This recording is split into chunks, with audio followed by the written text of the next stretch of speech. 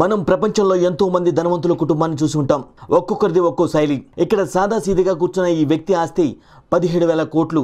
ఈమె ఆస్తి విలువ 2,480 కోట్లు. కానీ వారికి అంత ఆస్తి ఉందంటే ఎవరు నమ్మరు. ఎందుకంటే వాళ్ళ ఒంటిపై ఖరీదైన బట్టలు ఉండవు, ఆభరణాలు ఉండవు, కనీసం వాచ్ కూడా ఉండదు. వారు ఎవరో కాదు, దేశంలోని అతిపెద్ద ఐటీ కంపెనీలో ఒకటైన ఇన్ఫోసిస్ కంపెనీ చైర్మన్ నారాయణమూర్తి, ఆయన సతీమణి ఇన్ఫోసిస్ ఫౌండేషన్ చైర్పర్సన్ సుధామూర్తి. వీరు బాగా ధనవంతులు అవ్వడం వల్ల ఫేమస్ కాలేదు. వాళ్ళ సింప్లిసిటీ, వాళ్ళు సమాజానికి చేస్తున్న సేవ వల్ల వారికి ఇంత గుర్తింపు వచ్చింది. వీరి విజయగాథ వింటే ఎవరైనా సరే వీరికి అభిమానిగా మారిపోవాల్సిందే. ఒక చిన్న ఇంట్లో మొదలై ఇప్పుడు ప్రపంచ స్థాయికి ఎదిగిన క్రమం, దాని వెనుక ఉన్న వీరిద్దరి గురించి ప్రతి ఒక్కరూ తెలుసుకోవాలి. కర్ణాటకలో జన్మించిన నారాయణమూర్తి ఐఐటి కాన్పూర్లో మాస్టర్ డిగ్రీ చేశారు. ఆ తర్వాత ఐఐఎం అహ్మదాబాద్లో రీసెర్చ్ అసోసియేట్ జాబ్ లభించింది. మొదట్లో ఆయన సాఫ్ట్ ట్రానిక్స్ అనే సంస్థను స్టార్ట్ చేశారు. కానీ ఆ కంపెనీ మొదట్లోనే ఫెయిల్ అయింది. దీంతో పూణేలోని మరో కంపెనీలో జాబ్ జాయిన్ అయ్యారు. మరోవైపు సుధామూర్తి కర్ణాటకలోని ఒక డాక్టర్ కుటుంబంలో జన్మించారు. ఈమె చిన్నప్పటి నుంచి ధైర్యవంతురాలు. అక్క చెల్లెలంతా మెడిసిన్ చదువుతుంటే తాను మాత్రం ఇంజనీరింగ్ చదువుతానని పట్టుపట్టింది. ఆ రోజుల్లో అమ్మాయిలు ఇంజనీరింగ్ చదవడం చాలా అరుదు. అబ్బాయిలు ఇంజనీరింగు, అమ్మాయిలు మెడిసిన్ చదవడం కామన్. కానీ సుధామూర్తి మాత్రం పట్టుబట్టి మరీ తనకిష్టమైన ఇంజనీరింగ్లో చేరింది. అలా పీవీబీ ఇంజనీరింగ్ అండ్ టెక్నాలజీ కాలేజీలో చేరారు. అక్కడ 100 మంది అబ్బాయిల మధ్య ఈమె ఒక్కటే అమ్మాయి. ఆ కాలేజీలో చాలా ఇబ్బందులు పడ్డారు. ఒకటే ఒంటరిగా ఉండాలి. అమ్మాయిల కోసం కనీసం టాయిలెట్స్ కూడా ఉండేవి కావు. ఇన్ని బాధలు ఉంటాయని తెలిసి కూడా ఆమె ఇంజనీరింగ్ చేయాలని ముందడుగు వేసింది. మొదట్లో ఆమెను అబ్బాయిలు ఏడిపించేవారు. కానీ సుధామూర్తికి చదువులో గోల్డ్ మెడల్ రావడంతో ఆమెను గౌరవించడం మొదలుపెట్టారు. చదువు పూర్తయిన తర్వాత ఆమె ఒక ఉద్యోగ ప్రకటన చూసింది. అది ఎవరిదంటే అప్పట్లోనే ఇండియాలోని అతిపెద్ద ఆటోమొబైల్ కంపెనీ అయిన టాటా ఇంజనీరింగ్ అండ్ లోకోమోటివ్ కంపెనీకి సంబంధించింది. ఆ ప్రకటన కింద ఈ పోస్టుకు ఆడవాళ్ళు అప్లై చేసుకోవాల్సిన అవసరం లేదు అని ఉంది. ఇది చూసి ఆమె నివ్వెరపోయింది. ఉద్యోగాల్లో ఆడవారిపై వివక్ష చూపడం తట్టుకోలేక ఆమె ఏకంగా ఏఆర్డి టాటాకే లెటర్ రాశారు. విలువలతో నడబడుతూ దేశంలోని అతిపెద్ద కంపెనీ అయిన టాటా గ్రూప్లో ఆడవారిపై వివక్ష చూపడం ఏంటి అని లేఖలో ప్రశ్నించారు. కొద్ది రోజులకు ఆమెకు ఇంటర్వ్యూకి రమ్మని కబురందింది. ఆ ఇంటర్వ్యూలో అసలు విషయం చెప్పారు. అమ్మాయిలు ఫ్యాక్టరీలో ఎక్కువ కష్టపడి పనిచేయాల్సి ఉంటుందని, అందుకే అమ్మాయిలు చేయలేరు కాబట్టి ప్రకటన అలా ఇచ్చామని చెప్పారు. మీరు చెప్పిన దాంతో నేను అంగీకరిస్తా. కానీ ఎవరో ఒకరు మొదటిసారి ఉద్యోగం అవకాశం ఇవ్వకపోతే అమ్మాయిలు ఈ రంగంలోకి రాలేరు కదా అని ప్రశ్నించారు సుధామూర్తి. ఆమె తెలివితేటలకు ధైర్యానికి మెచ్చుకొని టెలికోలో ఆమెకు ఉద్యోగం ఇచ్చారు. అలా టెలికోలో ఉద్యోగం పొందిన మొదటి మహిళా ఇంజనీర్ సుధామూర్తి. నారాయణమూర్తి సుధామూర్తి మధ్య ఏర్పడిన పరిచయం కాస్త ప్రేమగా మారింది. 1978లో వాళ్ళిద్దరికి పెళ్లి అయింది. అప్పట్లో సాఫ్ట్వేర్ రంగం పుంజుకుంటుంది. ఆ సమయంలో నారాయణమూర్తికి ఒక చిన్న కంపెనీ పెట్టాలనే ఆలోచన వచ్చింది. ఐడియా అయితే బాగుంది కానీ కంపెనీ పెట్టడానికి డబ్బు లేవు. అప్పుడు సుధామూర్తి తాను ఎప్పటి నుంచో దాచుకున్న 10,000 రూపాయలను నారాయణమూర్తికి ఇచ్చారు. దానికి తోడు నారాయణమూర్తికి చెందిన 6 స్నేహితులు కలిసి ఇన్ఫోసిస్ అనే కంపెనీ స్టార్ట్ చేశారు. మిగిలిన 6 అమెరికాలో ఉండేవారు. అక్కడ ఇతర ప్రాజెక్టులు పూర్తి చేసి డబ్బులు సంపాదించి ఇక్కడ కంపెనీ డెవలప్ చేసేందుకు పంపించేవారు. నారాయణమూర్తి మాత్రం ఇండియాలోనే ఉండి కంపెనీ స్టార్ట్ చేయడానికి కావాల్సిన పనులు చూసుకునేవాళ్ళు. ఆ రోజుల్లో కంప్యూటర్లు, ఫోన్లు ఉంటేనే లగ్జరీగా ఫీల్ అయ్యేవాళ్ళు. ఒక కంప్యూటర్ ఇంపోర్ట్ చేసుకోవాలన్నా పర్మిషన్ కావాలి. అలా ఆయన కంప్యూటర్ను కొనుగోలు చేసేందుకు పర్మిషన్ కోసం ఆల్మోస్ట్ ఢిల్లీకి 25 సార్లు తిరిగారు.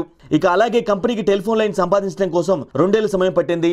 దీన్ని బట్టి అర్థం చేసుకోవచ్చు ఆ రోజుల్లో బిజినెస్ చేయడం ఎంత కష్టమో అనేది. లంచం ఇస్తే పనులు త్వరగా పూర్తవుతాయని తెలిసి కూడా నారాయణమూర్తి లంచాలు ఇచ్చేవారు కాదు. రిజర్వ్ బ్యాంక్ ఆఫీస్ దగ్గర రోజుల తరబడి వెయిట్ చేసేవారు. అలా తమ ఇంట్లో ఒక చిన్న గదిలో కంపెనీ స్టార్ట్ చేశారు. ఆ తర్వాత సుధామూర్తి భర్తను పూర్తిగా కంపెనీని చూసుకోమని చెప్పి ఆమె మాత్రం ఇంటిని చూసుకునేవారు. కానీ ఎంత కష్టపడ్డా సమస్యలు తప్పేవి కావు. ఒకానొక సందర్భంలో కంపెనీని అమ్మేద్దామని పార్ట్నర్లు ఒత్తిడి తెచ్చారు. కానీ అందుకు నారాయణమూర్తి ససేమిరా అన్నారు. ఇష్టం ఉన్న వాళ్ళు ఉండొచ్చు, ఇష్టం లేని వాళ్ళు వెళ్ళిపోవచ్చు అంటూ తెగేసి చెప్పారు. అలా ఎన్నో కష్టాలు వచ్చినా కంపెనీని ముందుకు తీసుకెళ్లారు నారాయణమూర్తి. 1999 నాటికి ఇన్ఫోసిస్ రెవెన్యూ $100 మిలియన్ చేరుకుంది. అంతేకాదు అమెరికన్ స్టాక్ మార్కెట్లో లిస్ట్ అయిన మొట్టమొదటి కంపెనీగా కూడా రికార్డ్ క్రియేట్ చేసింది. ఇప్పుడు మన దేశంలో ఇంప్లిమెంట్ అవుతున్న జీఎస్టీ వెబ్సైట్ని డెవలప్ చేసి మెయింటైన్ చేస్తుంది కూడా ఇన్ఫోసిస్ కంపెనీయే. అలా చిన్నగా మొదలైన కంపెనీ ఇప్పుడు ప్రపంచ ప్రసిద్ధిగాంచిన ఐటీ కంపెనీలో ఒకటిగా, ఇండియాలోని అతిపెద్ద ఐటీ కంపెనీలో రెండోదిగా వెలుగొందుతుంది. ఇప్పుడు 2,50,000 మందికి ఉపాధి కల్పిస్తున్నారు. దాదాపు 89 దేశాలకు చెందిన సాఫ్ట్వేర్ ప్రొఫెషనల్స్ 32 దేశాల్లో పనిచేస్తున్నారు. ఇన్ఫోసిస్ వర్క్ ఫోర్స్లో ఆల్మోస్ట్ 37% మంది మహిళలే. అయితే ఇన్ఫోసిస్ కేవలం లాభాల కోసం చూసుకునే కంపెనీ కాదు. అందుకే 1996లో ఇన్ఫోసిస్ ఫౌండేషన్ సంస్థను మొదలుపెట్టి కంపెనీకి వచ్చిన లాభాల్లో ఈ ఫౌండేషన్ ద్వారా సమాజ సేవ చేస్తున్నారు. ఇన్ఫోసిస్ ఫౌండేషన్కు సుధామూర్తి చైర్పర్సన్గా ఉన్నారు. ఇక్కడ ఆమె గురించి ఖచ్చితంగా చెప్పుకోవాలి. సుధామూర్తి మన ఇండియాలో ఉన్న మహిళల్లో అత్యంత డబ్బున్న మహిళల్లో ఒకరంటే నమ్మలేం. అంత సింపుల్గా ఉంటారు. ఖరీదైన బట్టలు వేసుకోరు, బంగారు ఆభరణాలు ధరించరు, సాధారణమైన చీర కట్టుకుంటారు. ఈమెను చూస్తే మన బంధువుల్లోనే ఒక పెద్ద వెళ్ళా కనిపిస్తారు. ఈమెను వేషధారణ చూసి కొంతమంది హేళన చేసిన పరిస్థితులు కూడా ఉన్నాయి. ఒకరోజు లండన్ ఎయిర్పోర్ట్లో ఫ్లైట్ ఎక్కేందుకు క్యూలో ఉన్న ఈమెను చూసి ఒక మహిళ మీ బోర్డింగ్ పాస్ చూపిస్తారా అని అడిగారట. ఎందుకు అని అడిగితే ఇది బిజినెస్ క్లాస్ సంబంధించిన క్యూ అని, మీరు నిల్చోవాల్సిన క్యూ ఎకానమీ క్యూ అంటూ అటువైపు చూపెట్టారట. సుధామూర్తి ఏమీ మాట్లాడకుండా సైలెంట్గా ఉండిపోయారు. దీంతో సుధామూర్తి ముందున్న ఇద్దరు మహిళలు ఈ లో క్లాస్ వాళ్ళతో వాదించలేమని హేళన చేశారట. కానీ విచిత్రం ఏమిటంటే సుధాని హేళన చేసిన ఆ ఇద్దరు వెళ్ళిన మీటింగ్కు సుధామూర్తి చీఫ్ గెస్ట్ అట. ఆ మీటింగ్లో సుధామూర్తిని చూసి వాళ్ళిద్దరూ నివ్వెరపోయారు. ఒక మనిషి అందం అనేది ఆ వ్యక్తి సింప్లిసిటీ, కాన్ఫిడెన్స్లో ఉంటుంది, కానీ ధరించే బట్టలు, నగల్లో కాదని అంటున్నారు. కాబట్టి మీకోసం మీరు బతకాలని, ఇతరుల కోసం కాదని హితో పలుకుతుంటారు. ఒకసారి సుధామూర్తి ట్రైన్లో వెళ్తుంటే 14 ఏళ్ల వయసున్న ఓ అమ్మాయి కొద్దిగా చిరిగిన దుస్తులతో ఏడుస్తూ సీటు కింద దాక్కుని ఉంది. ఇంతలో టీసీ వచ్చి ఆ అమ్మాయిని చూసి టికెట్ ఏదని అడిగారు. లేదని చెప్పడంతో ఆ అమ్మాయిని తిట్టి తర్వాత స్టేషన్లో దిగిపోమన్నాడు. ఇది చూసిన సుధామూర్తి టికెట్ తీసి తన వద్ద కూర్చోబెట్టుకుని ఆ అమ్మాయి గురించి అడిగారు. తన అమ్మానాన్నలు చనిపోయారని, బంధువులు అన్నం పెట్టకుండా రోజు కొడుతున్నారని, అందుకే ఇంట్లో నుంచి పారిపోయానని చెప్పింది. దీంతో ఆమెను తీసుకెళ్లి తన ఫౌండేషన్ ద్వారా చదివించారు. తర్వాత దాదాపు 20 ఏళ్ళు గడిచాయి. ఒకసారి కాలేజీలో లెక్చర్ ఇవ్వడానికి సుధామూర్తి అమెరికా వెళ్లారు. అప్పుడు హోటల్లో ఆమె తిన్న భోజనానికి ఎవరో ఒకరు పే చేశారు. తన బిల్లు ఎవరు పే చేశారని వెయిటర్ని అడిగితే వాళ్ళు ఒక మహిళను చూపెట్టారు. ఆమె దగ్గరికి వెళ్ళిన సుధామూర్తి మీరు నా బిల్లు ఎందుకు కట్టారు అని అడిగారు. ఎందుకంటే మీరు నా ట్రైన్ టికెట్కు డబ్బులు పే చేశారు కాబట్టి అందుకు కృతజ్ఞతగా కట్టారని చెప్పింది. ఆ డబ్బు కట్టిన మహిళ ఎవరో కాదు, సుధామూర్తి 20 ఏళ్ల కిందనే కాపాడిన చిన్నారియే ఆ బిల్లు కట్టిన మహిళ. ఆమె ఇప్పుడు అమెరికాలో ఒక పెద్ద ఉద్యోగంలో స్థిరపడింది. చిరిగిన బట్టలతో ట్రైన్లో కనబడ్డ ఆ అమ్మాయి ఇప్పుడు అమెరికా వరకు వెళ్ళగలిగిందంటే ఇది కేవలం సుధామూర్తి వల్లే. ఇక ఈమె చేసిన సేవా కార్యక్రమాలు అన్నీ నీకావు. ఒక ఊరిలో కొంతమంది మహిళలు పట్టుకూటి కోసం వేసలుగా పనిచేస్తున్నారని తెలిసి వాళ్ళని మార్చడానికి ఆ ఊరికి వెళ్ళిపోయింది. వారిలో కొందరు ఈవిడ మీద కోపంతో చెప్పులు కూడా విసిరారు. అయినా ఆమె పట్టుబెట్టకుండా వారితో మాట్లాడి నచ్చజెప్పి 3000 మంది మహిళలకు ఉపాధి అవకాశం కల్పించారు. ఆ వృత్తి నుంచి బయటకు తీసుకొచ్చారు. వారంతా ఇప్పుడు సొంతంగా ఎదుగుతూ 80 లక్షల రూపాయలతో చిన్న బ్యాంకును కూడా ఏర్పాటు చేసుకున్నారు. ఇదొక్కటే కాదు, ఈమె చదువుతున్న కాలేజీలో మహిళలకు టాయిలెట్స్ లేవని ఇప్పుడు దేశవ్యాప్తంగా 16,000 టాయిలెట్స్ నిర్మించారు. పుల్వామా ఎన్కౌంటర్లో చనిపోయిన 48 మంది సైనికుల కుటుంబాలకు ఒక్కొక్కరికి 10 లక్షల రూపాయల చొప్పున అందజేశారు. ఆర్మీలో మరణించిన సైనికులకు ఏడాదికి 10 కోట్ల చొప్పున ఖర్చు చేస్తున్నారు. కర్ణాటకలోని ప్రతి గవర్నమెంట్ స్కూల్లో లైబ్రరీతో పాటు కంప్యూటర్లు ఏర్పాటు చేసేలా కృషి చేస్తున్నారు. కర్ణాటకను వరదలు ముంచెత్తినప్పుడు 10 కోట్లు విరాళంగా అందజేశారు. ఆ వరదల సమయంలో లక్షలాది ఇళ్లు కూలిపోయాయి. ఆ సమయంలో బాధితుల సహాయార్థం దాదాపు 2300 ఇళ్లు నిర్మించారు. వరదలు వచ్చిన ప్రతిసారి ఆమె స్వయంగా దగ్గరుండి ఆహార పదార్థాలను ప్యాక్ చేసి బాధితులకు పంపిస్తుంటారు.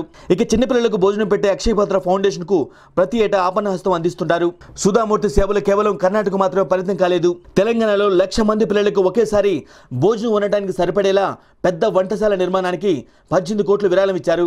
క్యాన్సర్ రోగుల కోసం బెంగళూరులోని క్యాన్సర్ ఆసుపత్రి నిర్మాణం కోసం 14 కోట్లు సాయం అందించారు.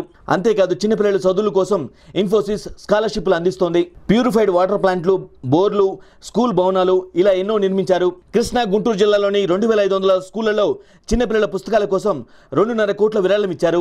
ఇలా ఒకటా రెండా వీరు చేసిన మంచి పనులు చెప్పుకుంటూ పోతే ఎన్నో ఉన్నాయి. వీరు చేసిన సేవా కార్యక్రమాలకు గాను కేంద్ర ప్రభుత్వం సుధామూర్తికి పద్మశ్రీ అవార్డుతో సత్కరించింది. ఇక విలువలతో కూడిన వ్యాపారం చేస్తున్నందుకు నారాయణమూర్తికి 2008లో పద్మశ్రీతో గౌరవించగా 2008లో పద్మవిభూషణ్ ఇచ్చి గౌరవించింది. భార్యాభర్తలు ఇద్దరూ అంతే. అన్ని వేల కోట్లు ఉన్నా ఎక్కడ ఆడంబరాలకు పోకుండా చాలా సామాన్యంగా ఉంటారు. వాళ్ళు సంస్థల్లో పనిచేసే అటెండర్లు, డ్రైవర్లలో జరిగే శుభకార్యాలు కూడా అటెండ్ అవుతూ ఉంటారు. ఇక సుధామూర్తి ఎప్పుడు ఎక్కడ చూసినా ఎలాంటి కల్మషం లేకుండా నవ్వుతూ ఉంటారు. ఖాళీగా ఉంటే ఏవైనా పుస్తకాలు చదువుకుంటారు, లేదంటే ఏదైనా సేవా కార్యక్రమాల్లో పాల్గొంటారు. అదే ఈమె పని. వీరి ఇంట్లో ఉండే లైబ్రరీలో 20,000కు పైగా పుస్తకాలు ఉన్నాయి. దీన్ని బట్టి అర్థం చేసుకోవచ్చు ఆమె ఎంతగా బుక్స్ చదువుతారు అనేది. అంతేకాదు మన దేశంలోని గొప్ప రచయితలో సుధామూర్తి కూడా ఒకరు. ఆమె రాసిన పుస్తకాలు దాదాపు అన్ని భాషల్లో తర్జుమా చెంది లక్షల సంఖ్యలో అమ్ముడుపోతున్నాయి. ఇక నారాయణమూర్తి గురించి చెప్పాలంటే చాలానే ఉంది. ఆయన ఇన్ఫోసిస్ కంపెనీ, రతన్ టాటాది టీసీఎస్.